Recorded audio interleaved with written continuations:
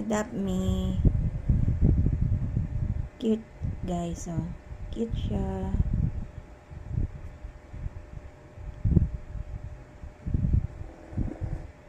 Yan yung ano niya. Expression ng eyes niya.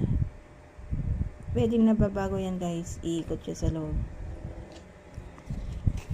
Ikot mo lang siya. Ayan, oh.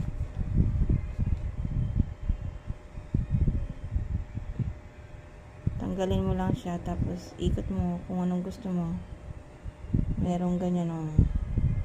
Merong maitim.